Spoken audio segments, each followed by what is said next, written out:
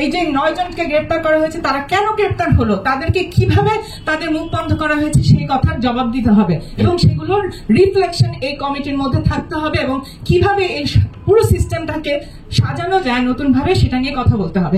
এখানে আমি সেই রকম কোনো কথা দেখিনি। যে যার নিজের মতো করে কিছু দর্শনের কথা বলে গেছেন, এমন কিছু কথা বলেছেন যেটা কোনোটাই জনকল্যাণমুখী নয়।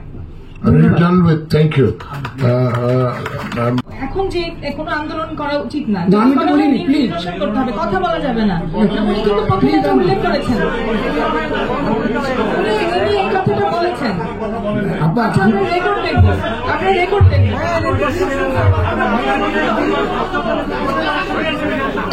আচ্ছা, আমরা একটু এক্সকিউজ মি আপা, কাইন্ডলি বলবেন, you'll get the chance again, but please let them talk, they have points.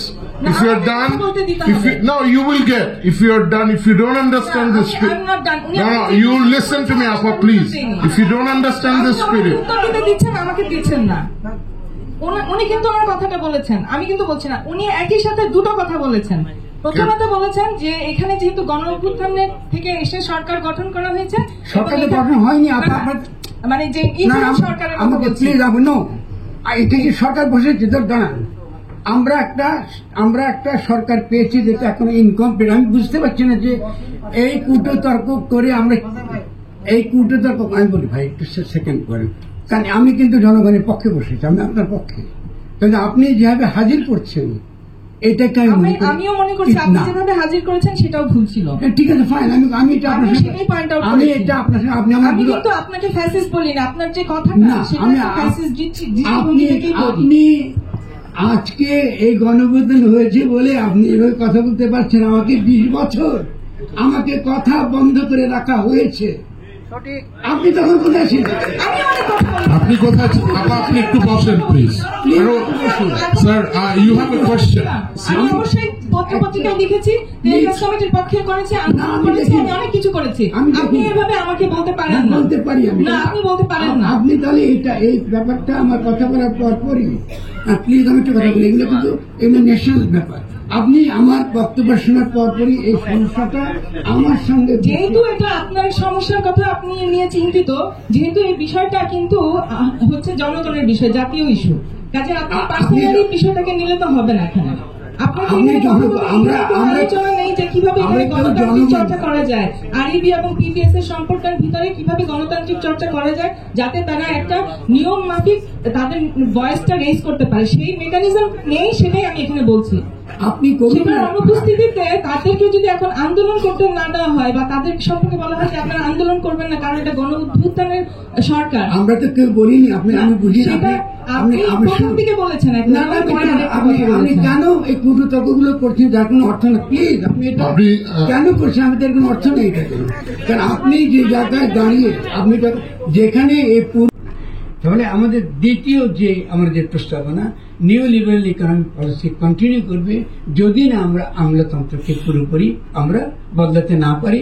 এবং আমাদের যে 11 নম্বর সংবিধানের 11 নম্বর অনুচ্ছেদে পরিষ্কার লেখা আছে যে প্রশাসনের সকল স্তরে নির্বাচিত প্রতিনিধিদের দ্বারা আমাদের প্রশাসন চলবে। এটা আমাদের টাইম করবে।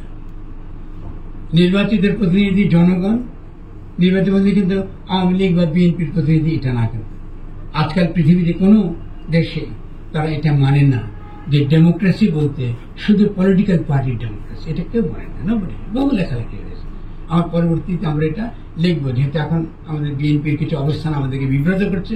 আমরা দেখাবো যে এই নিউ লিবারেল ইকোনমিক পলিসিতে পলিটিক্যাল পার্টি মানে নিউ লিবারেল ইকোনমিক পলিসির অধীনে আরেকটা ইকোনমিক স্বার্থের প্রতি অনুরক্ত, তাদের নিজস্ব ইকোনমিক স্বার্থ তারা কায়েম করতে চায় বলে তারা রাজনৈতিক পার্টি করে। এগুলো ক্লাব, পলিটিক্যাল পার্টি।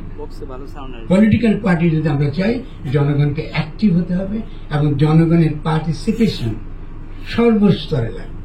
এই জন্য পপুলার সভারেন্টি। ফলে পপুলার সভারেন্টি কথাটার মানে হচ্ছে পপুলার সভারেন্টি হচ্ছে পার্টি সভারেন্টি বলতে পারতাম না। পার্টি সভারেন্টি চাই না আমরা। আমাদের পার্টি সভারেন্টি দেখেছি গত 15 বছর।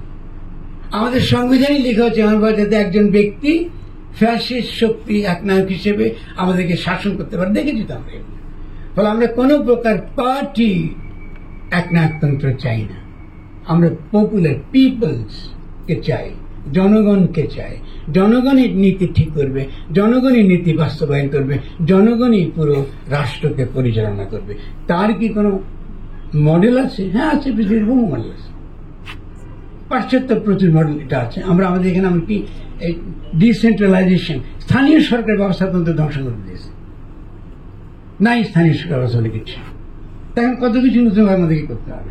তো সেই জন্য প্রথম হলো যেটা আমি শুরু করেছি 1 নম্বর পয়েন্ট আমার, যে আমাদের প্রথম যেটা দরকার যে shifting from privatization to people centric model.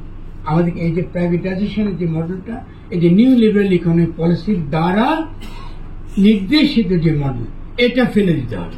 এটা বাদ দিয়ে আমাদেরকে একটা পিপল সেন্ট্রিক, মানুষের আকাঙ্ক্ষা এবং তাদের দ্বারা পরিচালিত একটা মডেলের কথা চিন্তা করতে হবে। এটা আমরা ইনোভেট করবো, আমরা আলোচনা করবো। এটা আমি বসে বা শামসুল আলম বসে আমরা আপনাদেরকে দেবো, এটা আমাদের ইচ্ছা না, এটা আলোচনার বিষয়। কারণ আমরা তো এই ক্ষেত্রে একমাত্র এক্সপার্ট না, জনগণই এক্সপার্ট, সেটা জানেন তার সমস্যা। ফলে জনগণকে প্রত্যেকটা ক্ষেত্রে ইনভলভ করতে হবে, ফলে তাকে বসে করতে হবে। ফলে যারা আজকে পল্লী বিদ্যুৎ সমিতির যারা কর্মীরা বিক্ষুব্ধ, তাদেরকে নিয়ে এটা আমরা করি। এটা তো বিক্ষুব্ধ হতে কিছু নেই, আমরা তাদেরকে নিয়ে করবো ইনশাল্লাহ। আমি যদি যত মধ্যে থাকি, যদি আমি কোনো গুরুত্ব আমার থাকে, আগামী দিন আমরা সকলকে নিয়ে করবো। তাহলে এটা হচ্ছে আমাদের 1 নম্বর নীতি। এটা আপনাকে দয়া করে এটা অন্তত কনসেপ্টুয়াল পার্টগুলো আপনার এটা পরিষ্কার মনে রাখবেন। এখন